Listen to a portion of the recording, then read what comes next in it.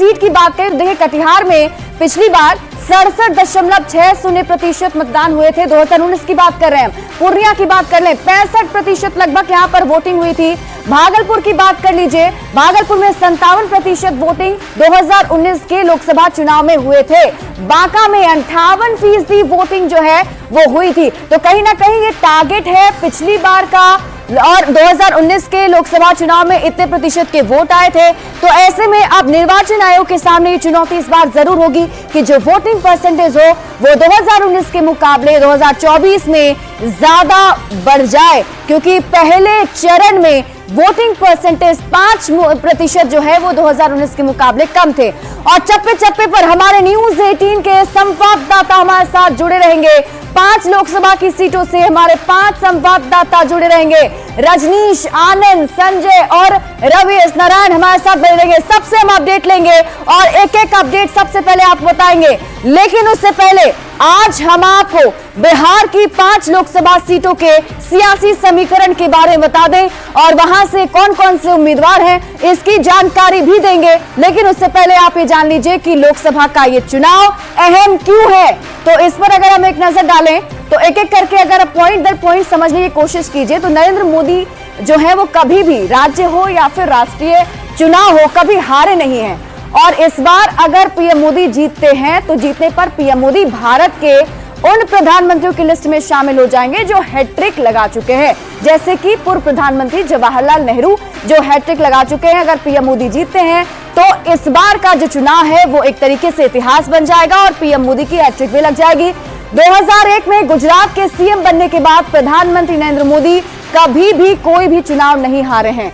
अगर विपक्ष इस बार हारता है तो कांग्रेस 15 साल लगातार सत्ता से दूर रहेगी। इस चुनाव की कुछ बड़ी बातें हैं जो हम आपको बता रहे हैं। साथ ही साथ पीएम मोदी का तीसरा टर्म जो है वो भारत को तीसरी इकोनॉमी बनाना चाहते हैं। ये टारगेट उन्होंने दिया भी है, मोदी की गारंटी जो आप लगातार मंच से भाषण के जरिए सुनते भी थे। 2047 तक भारत को विकसित राष्ट्र बनाने का लक्ष्य है प्रधानमंत्री नरेंद्र मोदी का। विपक्ष का आरोप है कि मोदी सत्ता में लौटे तो संविधान को खतरा होगा, यानी कि संविधान को लेकर अब लगातार हमला किया जा रहा है। जैसा कि लालू प्रसाद यादव से लेकर के आप विपक्ष के सभी बड़े नेताओं को ले लीजिए, इन सभी के तरफ से यही कहा जा रहा है कि अगर प्रधानमंत्री नरेंद्र मोदी वापस सत्ता में आते हैं तो आरक्षण खत्म कर दिया जाएगा, संविधान को खतरा है, लोकतंत्र को खतरा है।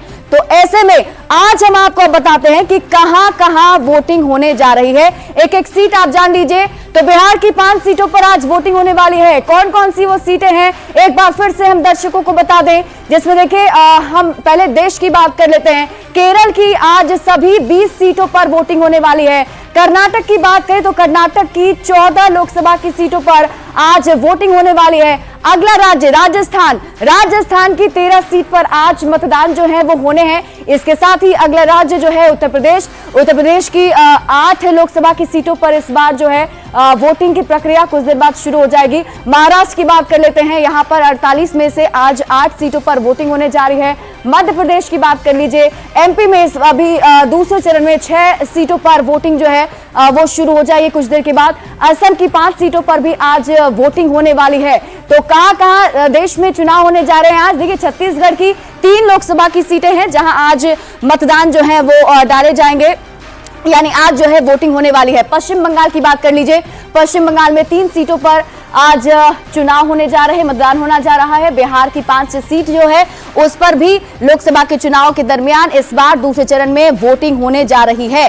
तो ऐसे में एक एक करके हमने आपको पूरे देश के बारे में बताया। 88 लोकसभा की सीटें हैं जहां आज वोटिंग होने वाली है। अब हम बिहार लिए चलते हैं आपको, बिहार में कहां कहां वोटिंग होने वाली। तो देखिए सीमांचल का इलाका किशनगंज में आज जो है वोटिंग होने वाली है। सीमांचल की 3 सीटें हैं इस बार इस चरण में। कटिहार की बात कर लीजिए, कटिहार में आज जो है वोटिंग अब से कुछ देर के बाद शुरू भी हो जाएगी, कुछ ही मिनटों का वक्त रह गया है। और इसके साथ ही अगली सीट की हम बात कर लेते हैं। अगली सीट है पूर्णिया, जो इस बार की सबसे हॉट सीट मानी जा रही है खासतौर पर बिहार में। और ये देखिए बिहार में जो है इस बार पूर्णिया लोकसभा सीट पर भी वोटिंग होनी है। अगली सीट की बात कर लेते हैं, भागलपुर लोकसभा की सीट। भागलपुर में भी दिलचस्प मुकाबला इस बार देखने को मिल रहा है। यहां भी कुछ देर के बाद वोटिंग जो है वो शुरू हो जाएगी, कुछ मिनटों का बस इंतजार है। और सीट है बांका, जहां पर जो है इस बार लोकसभा के चुनाव जो है अभी दूसरे चरण में होने वाली है। और एक बार फिर से आप ये बड़ी सी स्क्रीन पर देख लीजिए कौन कौन सी सीटें हैं। तो कटिहार है, पूर्णिया है, बांका है, भागलपुर है और ये किशनगंज की सीटें, यानी बिहार की 5 सीटों पर दूसरे चरण में वोटिंग होने जा रही है। और सबसे हॉट सीट जिसकी हम बात करें, पूर्णिया लोकसभा की सीट। क्यों अहम है? तो देखिए, इस बार पूर्णिया सीट पर त्रिकोणीय मुकाबला होने वाला है, क्योंकि यहां पर त्रिकोणीय मुकाबले में खड़े हैं पप्पू यादव। आगे बढ़ते देखिए, पप्पू यादव के निर्दलीय उतरने से मुकाबला यहां काफी दिलचस्प हो गया है, क्योंकि यहां पर 3 कैंडिडेट है, तीनों ही दिग्गज पप्पू यादव, संतोष कुशवाहा के साथ ही बीमा भारती हैं। पूर्णिया सीट तेजस्वी यादव के लिए भी नाक का सवाल बन गया है, प्रतिष्ठा का सवाल बन गया है। तेजस्वी यादव की राजनीति के लिए यह प्रतिष्ठा का सवाल बना हुआ है पूर्णिया लोकसभा की सीट। पूर्णिया में लगभग 70% हिंदू हैं और 30% जो है मुस्लिम आबादी है। करीब 4,87,000 मुस्लिम हैं और इसके साथ ही हिंदुओं की संख्या भी काफी ज्यादा है।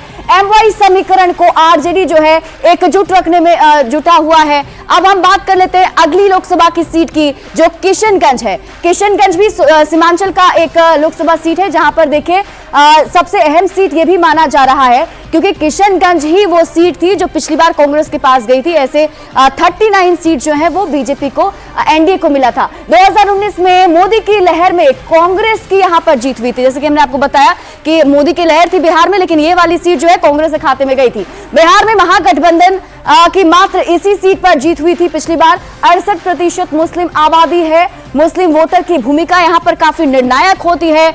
एआईएमआईएम के आने से किशनगंज में त्रिकोणीय मुकाबला हो गया है, क्योंकि यहां पर एनडीए वर्सेस इंडिया तो है ही, लेकिन एआईएमआईएम भी यहां पर आ चुका है। तो ऐसे में हम आपको बता दें कि धीरे धीरे करके हम एक-एक करके उन सीटों पर भी बातचीत करेंगे। हमारे साथ संवाददाता लगातार बने हुए हैं। सीधे रुख कर लेते हैं आनंद अमृतराज का। आनंद, जल्दी से मुझे बताइए, पूर्णिया सीट को लेकर जो हॉट सीट बनी हुई है, क्या अपडेट? देखिए, पूर्णिया में तैयारी पूरी हो गई है। हम आपको एक बूथ की तस्वीर दिखा रहे हैं और पूर्णिया के समीकरण के बारे में जो आपने बताया बिल्कुल दिलचस्प है। और बिहार के सबसे चर्चित चेहरे में सीट में से कोई अगर एक होगा तो वो पूर्णिया होगा। और आज यहाँ पे मतदान होने वाला है। तमाम प्रक्रिया पूरी कर ली गई, मॉक पॉल हो चुका है और जो भी चुनाव के अधिकारी हैं यहाँ पर पहुंचे हुए हैं, पुलिस भी यहाँ पे पूरी तरीके से मुस्तैद है ताकि कोई तरह की दिक्कत का सामना न करना पड़े। हम जिस जगह पे मौजूद हैं वो जवाहर उच्च विद्यालय गुलाबबाग है और यहाँ पे इसमें 2 बूथ बनाए गए हैं। हम आपको एक और तस्वीर दिखाते हैं और फिर लगातार बताते भी जाएंगे। तस्वीर देखिए, अभी लगभग 6-10 बजे हैं, लेकिन लोग अपने बारी का इंतजार कर रहे हैं। यानी कि 7 जैसी बजेगा और वोटिंग की प्रक्रिया शुरू होगी, लोग यहाँ पर वोट डालने आएंगे। और इस बार ये 2 बातें देखने की जरूरत है कि इस बार वोटर का कितना उत्साह है, कितना टर्नअप करते हैं और बूथ पर कितनी बड़ी संख्या में पहुंचते हैं। चूंकि हम पिछली बार जब हम औरंगाबाद में थे तो वहां ठीक है आनंद, मैं आपके पास वापस आती हूँ। एक बार फिर से दर्शकों को बता दें, भागलपुर में भी आज वोटिंग होने वाली है। कुछ देर के बाद वहां वोटिंग शुरू हो जाएगी। क्यों भागलपुर सीट अहम है आपको बताया, जेडीयू सांसद अजय मंडल के लिए यह सीट जो है प्रतिष्ठा की सीट बनी हुई है।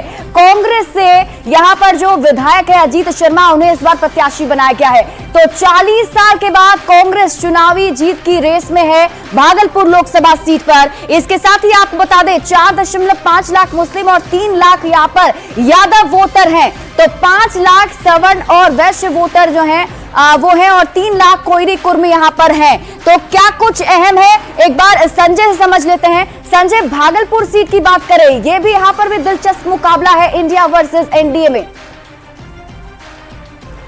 देखिए, निश्चित तौर पर सिपरा और इस बार कांग्रेस के खाते में भागलपुर सीट गई है और काफी दिलचस्प मुकाबला इसलिए माना जा रहा है कि अजीत शर्मा 4 बार विधायक रहे भागलपुर से, उनका मुकाबला सीधे तौर पर अजय मंडल से माना जा रहा है। और यह तस्वीर देखिए जहां पर जो भागलपुर म्युनिसिपल कॉर्पोरेशन ऑफिस है वहां पर 2 बूथ बनाए गए हैं और मॉक पोल की प्रक्रिया जो है वो लगातार जारी है और कम से कम 50 वोट मॉक पोल में डाला जाना है। तो जो मतदान कर्मी है वो मतदान केंद्र के अंदर है और बहुत ही खूबसूरत और अच्छी तस्वीर इस वक्त दिखाई दे रही है मॉक पोल की यहाँ पर। और किस तरीके से व्यवस्था यहाँ की गई है देखिए तस्वीरों में, एक कह सकते हैं कि बेहतरीन बूथ है ये। तो जहाँ पर मतदाताओं के लिए सारी सुविधा यहाँ पर मैसर कराई जा रही है। ठीक है संजय, उन सुविधाओं का हम जिक्र करेंगे और वो तस्वीरें भी आप लगातार दर्शकों को दिखाते रहिएगा। एक बार दर्शकों को बता दें कि कटिहार लोकसभा सीट पर भी आज वोटिंग होनी है। कटिहार क्यों अहम माना जा रहा है वो आपको बता दें। कटिहार में देखिए लगभग 40% से अधिक मुस्लिम आबादी है। कटिहार सीट पर मुस्लिम वोटर की भूमिका काफी निर्णायक होती है और यहां पर भी दिलचस्प मुकाबला इस बार देखने को मिल रहा है। कांग्रेस से तारिक अनवर है, इस सीट से 5 बार वो सांसद रह चुके हैं, इस बार चुनावी मैदान में है। तो जेडीयू सांसद दुलाल चंद्र गोस्वामी की साख भी यहां पर दांव पर लगी हुई है, पिछली बार इन्होंने जीत दर्ज की थी। मैदान में बीएसपी उम्मीदवार के उतरने से मुकाबला काफी दिलचस्प हो गया है। रजनीश का रुख कर लेते हैं। रजनीश, कटिहार सीट भी काफी हॉट सीट। बिल्कुल शिवराज, देखिए बंगाल और झारखंड की सीमा से सटा हुआ ये जिला है और अगर इतिहास की इसकी बात करें तो